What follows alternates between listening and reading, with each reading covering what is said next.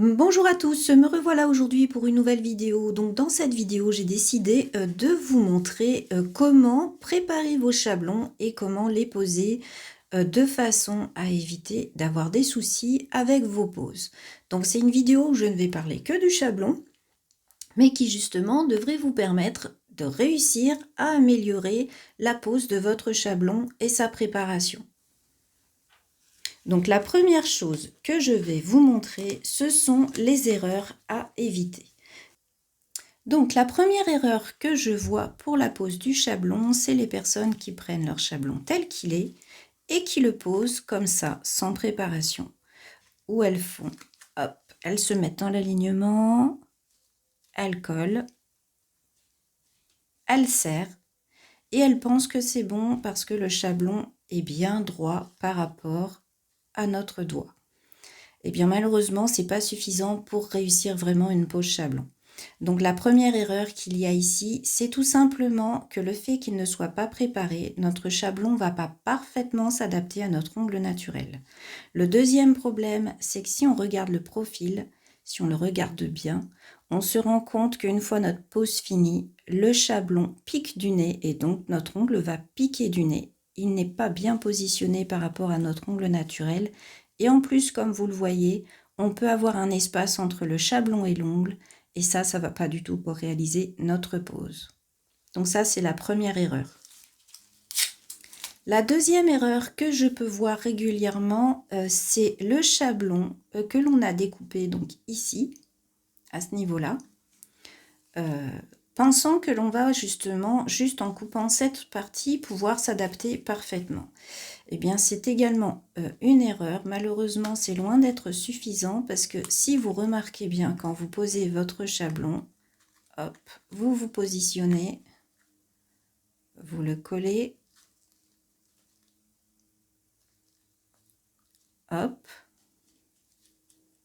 et à ce moment-là, vous pensez que tout va bien, vous êtes bien aligné par rapport à votre doigt, vous pensez qu'à ce niveau-là, c'est mieux parce que le chablon pique un peu moins du nez, mais si on regarde bien au niveau de la largeur, eh bien, on a notre chablon ici qui passe sur nos deux replis latéraux.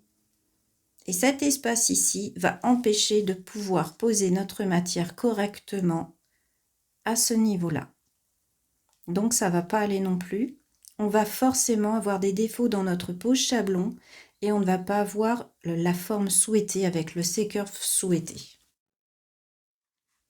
Donc moi, la première chose que je fais pour ne pas être embêtée avec mes gants, puisque vous êtes beaucoup à me dire, mais comment tu fais pour poser avec des gants? C'est impossible, ça colle, c'est gênant. Eh bien, c'est simple, hein. Je vais préparer mon chablon en lui laissant le papier en dessous. Donc pour ça, je vais simplement enlever cette partie-là, sans enlever mon papier. Je vais déchirer ici. Voilà, comme ça, vous voyez, ça ne colle pas. Ça me permet de pouvoir préparer mon chablon. Je vais ensuite pouvoir regarder la taille de mon ongle de façon à faire un découpage de mon chablon pour m'adapter parfaitement à mon ongle naturel. Donc, je regarde bien chaque côté et ensuite, je vais pouvoir faire mon découpage.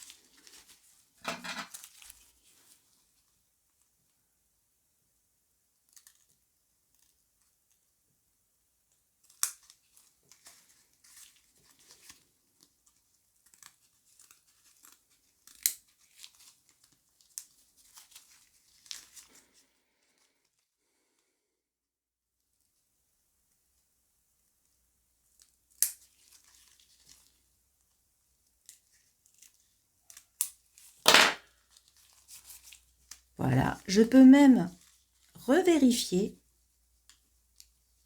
Hop, vous voyez. Donc ensuite, je peux enlever le papier qui est dessous pour pouvoir coller mon chablon. Donc à ce moment-là, on a juste hop, enlevé notre papier. Je colle juste cette petite partie-là de façon à avoir une petite zone pour tenir mon chablon sans être ennuyé avec mes gants, tout simplement. Et ensuite, en tenant cette zone, je vais pouvoir justement poser mon chablon sans être embêtée. Hop, voyez, je me positionne. Et ensuite, je vais vérifier, non seulement je vais vérifier d'être dans l'alignement de mon doigt, mais je vais vérifier d'être dans la bonne position à ce niveau-là pour ne pas que mon ongle pique du nez une fois fini. Une fois que ça me convient, que je suis dans la bonne position, je peux serrer pour qu'il se colle. Hop. On serre bien comme il faut en dessous pour éviter qu'il glisse. Et si jamais on est ennuyé à ce niveau-là, vous voyez ici, regardez bien.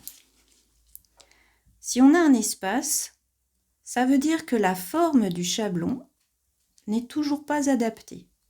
Donc pour ça, ça veut dire qu'il faut en plus découper notre chablon devant notre ongle. Donc pour cela, je prends mon chablon et une fois mon découpage fait ici, je vais aller ici et je vais creuser un petit peu plus pour m'adapter parfaitement à mon ongle naturel. Et cette fois, il pourra s'adapter très bien au niveau de la forme de mon bord libre de l'ongle naturel. Et comme ça, il n'y aura plus d'espace, il n'y aura pas de matière qui va glisser sous notre ongle. Et on va pouvoir en plus avoir un joli C-curve sans avoir besoin de prendre de pince à pincher. Puisque avec le chablon bien positionné, on peut avoir un C-curve qui est très joli et naturel.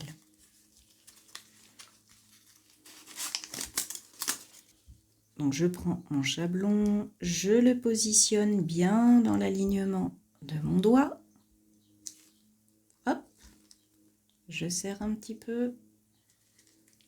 Je le positionne parfaitement. Je le colle pour ne plus qu'il bouge.